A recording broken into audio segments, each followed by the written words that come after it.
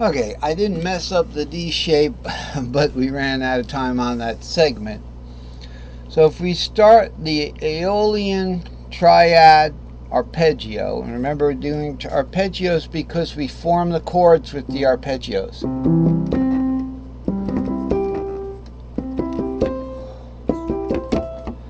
So you do the arpeggios, the chords just form themselves. It's like magic. I think I'm making a mistake. Alright, so I would have to look at inversions. Perfect third, minor third, straight up to a fourth. Now I want to do a perfect third, but it's warped over. I'm used to it now, right? You're used to these warps. They're nothing to you after a while. The tuning warp between these two strings up top here are nothing to you for some of your patterns and whatnot. So let's look at the door. So that formed a,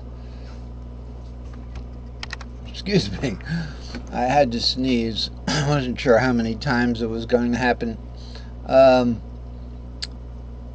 But, you know, I was talking to my daughter on the telephone once, and she said, Dad, you can't get COVID through a telephone. I said, yeah, you can if you borrow someone's phone. Alright, so this is going to be the last segment, and we're going to wrap this up now.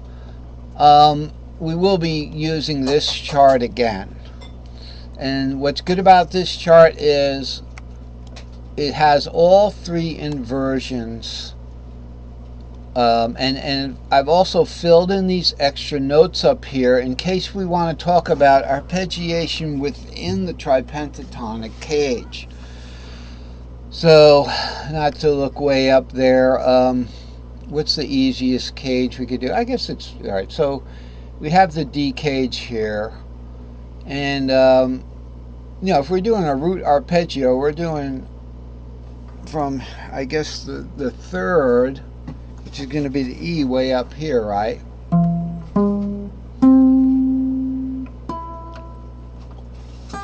Two on the bar up top there. But it could also easily have done just 3, 5, root, then 3, and then the same string up to this 5, and then into a D shape. Now, was that proper 5 root 3? Yes. That's second inversion up there. So remember, it only goes to the same inversion if you're going off to the left like that. If you're going to climb straight up, claw your way to the top kind of thing. See how we had a double on this string? We had a double on the 3 to 5. So that set us back in inversion for getting to the top here. So we started here first inversion. When we went straight up in the cage, we ended up in second inversion. If we just go straight as if like with the piano, you know, we're like that, you know, we're just moving this way instead of somehow something else. And that could get interesting, that stuff with piano shapes, you know, shapes of chords. We go to the left and climb up like the way the patterns are, you know, pretty much the arpeggio is going to take us way to the left. We're going to end up on the same exact. So that's the difference between going up in a cage. It's a good thing that we learned that. So now with the Dorian, all right, you start on the 2 here is the purple. 2, 4, 6, 2, 4, 6 up here to tic-tac-toe. See this A minor 2? Remember, they're all 2. On this one, we're talking Phrygian, which is the third shape. It's going to take on the G. They're all 3s. This is a Phrygian third. And all of the minors mentioned here, C, A, G, E, D, minor, all right, they're all the 6th. So this is the 5th and the 6th. This is the 4th and the 3rd. This is the root and the 2nd. So what I like to look at, you know, we learned a new thing say we're looking at a box here. Okay. say we're going to look at the A box. Call it a box for simplicity.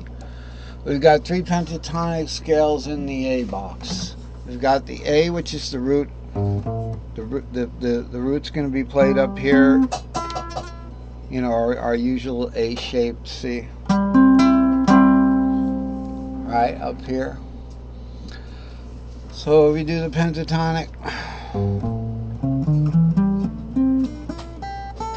Up in A and down in D. And then back up again in E. We get the full diatonic.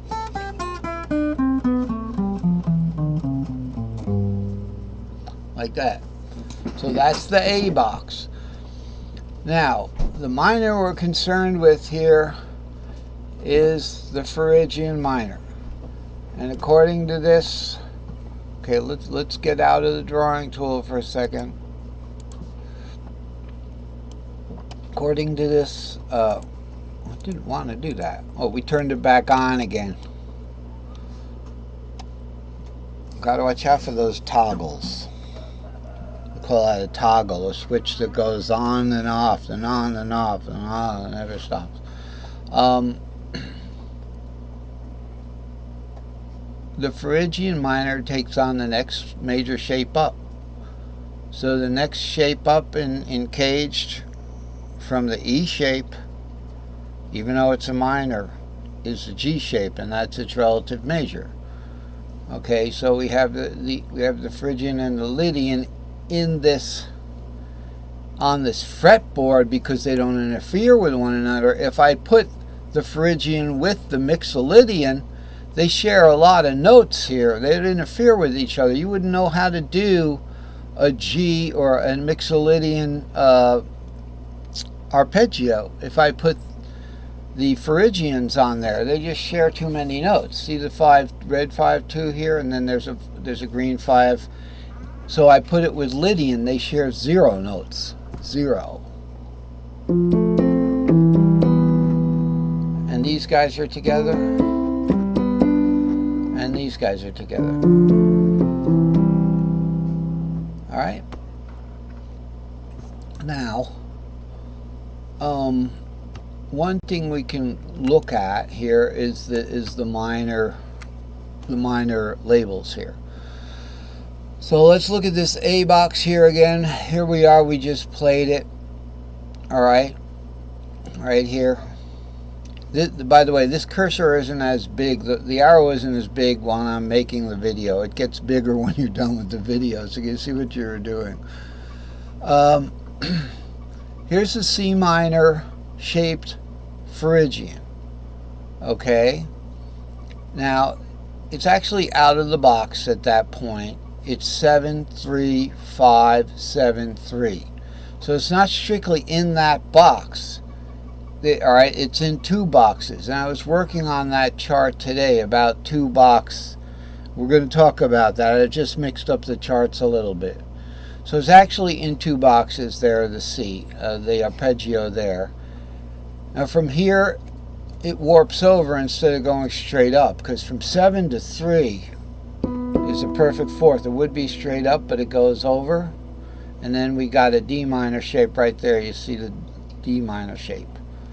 That's a D minor shape, D minor. All right. As far as the Dorian's concerned, not too far away. I feel like I'm doing a planetarium. Is the Dorian D minor shape, D minor.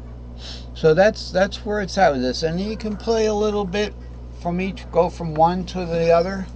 So if we start maybe on the 6th, you know, 6 minor down here. Okay, then you go from that 6 down to the 4. You know, then bump down to the root to here.